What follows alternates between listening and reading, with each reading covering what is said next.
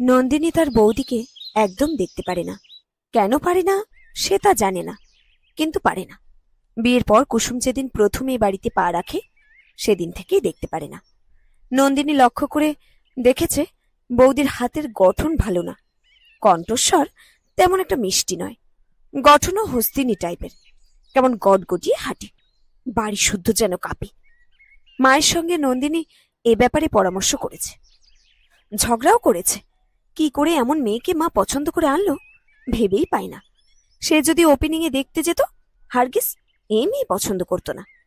মাস দুয়েক পর সে দাদাকে একদিন টাইট করে ধরল। এটা ওটা বলার পর সে আসল কথা তুলল, মুখ ভেঙে বলল, একেবারে ফিদা হয়ে গেলি, যা বলে তাই শুনিস, আমাদের পর করে দিবি, বৌদির কথা ছাড়া দেখি এক পাও নড়িস না।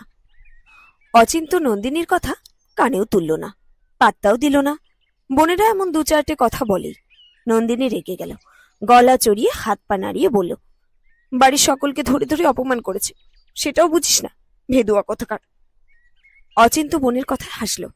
সে সোসিওলজির শিক্ষক, এই কদিনেই কুসুমকে ভালোভাবে চিনেছে, মনের গভীরতা মেপেছে, কথাবার্তা শুনেছে, অসঙ্গতি কিছু পায়নি। হাসি দেখে নন্দিনী আরো ক্ষেপে গেল। তাদের বাড়িতে অন্য বাড়ির মেয়ে এত সুখে থাকবে সে কিছুতেই হজম করতে পারছে না।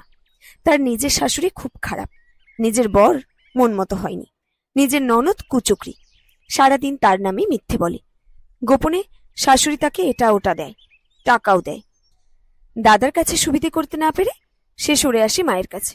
মাকে সে অনেকক্ষণ জ্বালাতন করে শেষে বলে, তোমাদের হঠাৎ করে কি এমন হলো বলো তো?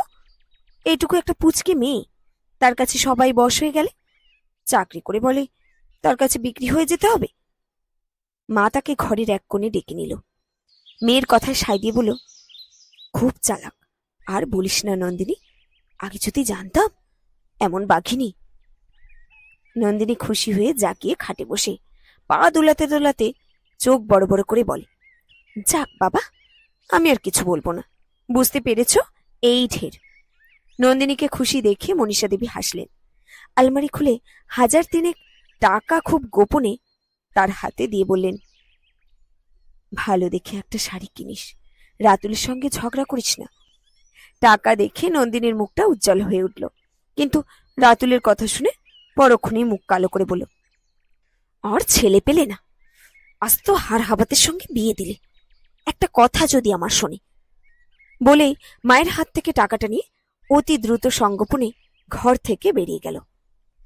প্রায় 6 মাস হয়ে গেল নন্দিনী প্রতি মাসে একবার করে মায়ের কাছে আসে, বৌদির নিন্দে মন্দ করে, শেষে অতি গোপনে মায়ের থেকে টাকা নিয়ে চুপি চুপি ফিরে যায়। আজও এসেছিল, কিন্তু আজ ঘটল অন্য ঘটনা। নন্দিনী বাপের বাড়ি এসে দেখল মা বাড়িতে নেই। ফোনে মা কনফার্ম করেছিল বাড়িতে থাকবে, কিন্তু বিয়াক্কেলের মতো কুন্দপুর তার বাপের বাড়ি চলে গেছে। দিদা নাকি অসুস্থ, হঠাৎ খবর পেয়ে গেছে। নন্দিনী খুব বিরক্ত হলো। গরমে ঘন্টাখানিক পথ বাসে ঘেমে নিয়ে এসেছে, বসার পর্যন্ত জায়গা পায়নি। এখন মায়ের তুগলকি ব্যবহারে হিতাহিত জ্ঞান শূন্য হয়ে উঠল।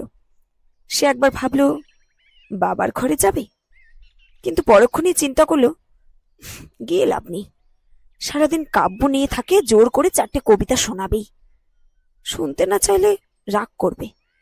সে দাপাতে দাপাতে কুসুমের ঘরে এলো। কুসুম স্কুলের হাফ ইয়ারলির পরীক্ষার খাতা দেখছিল।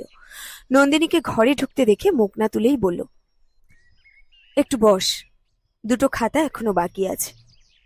নন্দিনী চুপ করে বসে রইল, বসে বসে ফুলতে লাগলো। খাতা দেখা শেষ করে কুসুম ননদের কাছে উঠে এসে হেসে বলল, মনীষা একটা প্যাকেট রেখে গেছে, এই নে, বলে একটি সাদা ছোট খাম নন্দিনীর হাতে দিল। খামখানা সে নিল বটে, কিন্তু মায়ের নাম ধরে বৌদিকে ডাকতে দেখে অত্যন্ত চটে উঠল।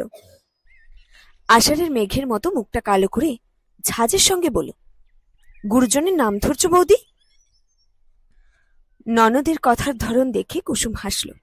হাসতে হাসতে বলল, যখন রাগ হয় তখন নাম ধরেই ডাকি রে, তুইও রাগ হলে তোর শাশুড়িকে নাম ধরে ডাকবি। কি বিয়ে আক্কেল দেখ, তোকে আসতে বলে বাপের বাড়ি চলে গেল। এই কথাটা যদিও নন্দিনীর মনের মতো, তবুও নন্দিনী খুশি হতে পারল না। গজ গজ করতে করতে খাম হাতে বেরিয়ে এলো। পথে নেমে মায়ের উপর তার খুব রাগ হলো। তাকে যে গোপনে খামে টাকা দেওয়া হয় এটা বৌদিকে জানানো দরকারটা কি? টাকা দেওয়া কি ফুরিয়ে যাচ্ছিল? তার সম্মানটা কোথায় রইল? এমন বেয়াক্কেলের মতো কাজ করে না মা, আবার বৌদির হাতে দিয়ে গেছে। বয়স হয়েছে, বুদ্ধি হয়নি। বাসে উঠতে যাবে, ঠিক তখনই নন্দিনী দেখল তার মা মনীষা দেবী হনহনিয়ে তার দিকে আসছে। কাছে এসে একগাল হেসে মনীষা দেবী বললেন, খবর দেওয়ার সময় পাইনি রে, তোর দিদা বাথরুমে পড়ে গেছিল, বরাত জোরে বেঁচে গেছে। আমি তো ভেবেছিলাম হাত পা ভেঙেছে। নন্দিনী তেতে ছিল। দিদার বাথরুমে পড়ে যাবার খবর তাকে বিচলিত করল না। সে হুঙ্কার দিয়ে পথেই মাকে বলল, বৌদির কাছে তুমি টাকা রেখে গেছো কেন? আমাকে লুকিয়ে টাকা দাও সেটা জানানোর জন্য? আমার সম্মানটা তুমি এভাবেই নষ্ট করলে। মেয়ের কথা শুনে মনীষা দেবী অবাক। ভ্রু কুঞ্চিত করে চোখের পলক না ফেলে একেবারে যেন আকাশ থেকে পড়ে বললেন, কি যা তা বলছিস? মায়ের কথায় নন্দিনী ক্ষুব্ধ হয়। ব্যাগ থেকে খামখানা অতি দ্রুত এক টানে বের করে মায়ের চোখের উপর ধরে বলে, কি এটা? তুমি বৌদিকে দিয়ে যাওনি? মনীষা দেবী থ। তিনি কখন করলেন এ কাজ? করে থাকলে সত্যি ভুল হয়েছে, কিন্তু তার স্পষ্ট মনে পড়ল এ কাজ তিনি করেননি। বৌমাকে কখনোই খাম দেননি।